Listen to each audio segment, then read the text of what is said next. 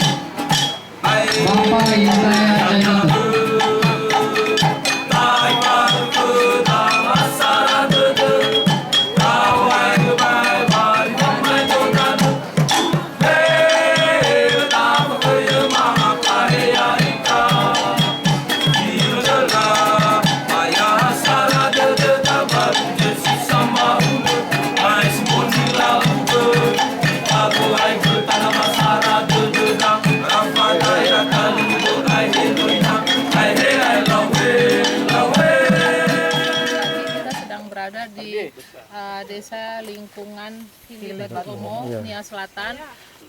Kita mau meninjau dengan Ibu Bupati, Ibu Riata Lembanua, dan bersama tim Ibu Antea, Pak Ardi dari Sumatera Utara, dan ketepatan kita teman sejak kecil Ibu Bupati juga yang ingin juga berpartisipasi membantu pertaniannya. Nah, kalau kita lihat dari pertanamannya aja, dari hamparan ini saya sudah lihat bahwa tanaman ini cukup baik karena daunnya hampir homogen semua dan seragam.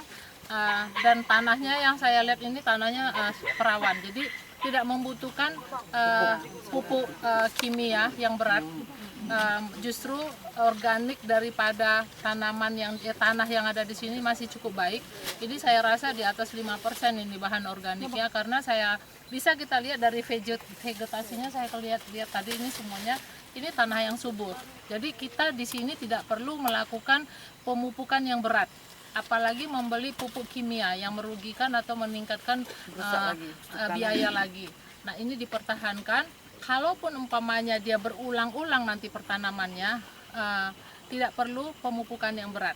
Kemudian pestisida kimia itu paling bahaya untuk manusianya sebenarnya. Kemudian produk yang healthy, produk yang sehat.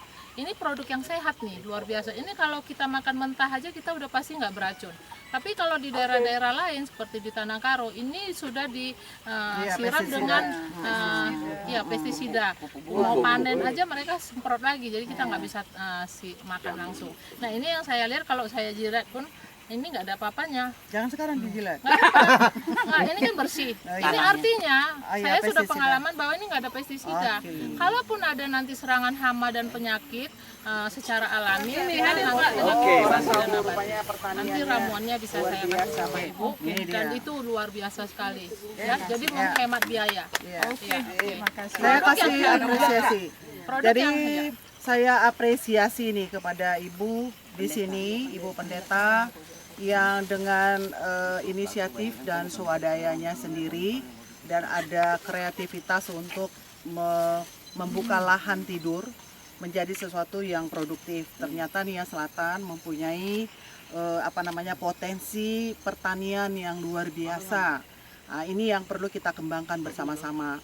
Nah, kawan-kawan dari Medan juga sudah sampaikan tadi, alih-alih pertanian akan membantu Ibu di kemudian hari. Dan kita lihat ini tanaman-tanaman sehat. Ini dia contohnya, ada yang paling besar lagi tadi, luar biasa besarnya ini, dan tanpa pestisida.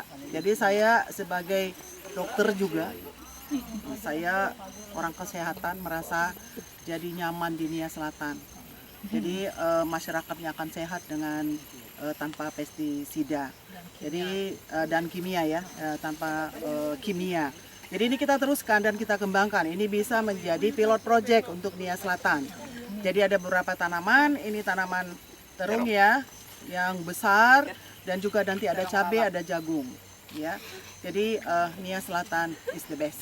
Nanti diolah sehingga nanti saatnya dia pakai bantuan pestisida. Tergantung dari awal pertama petaninya memberikan apa input ke tanah itu.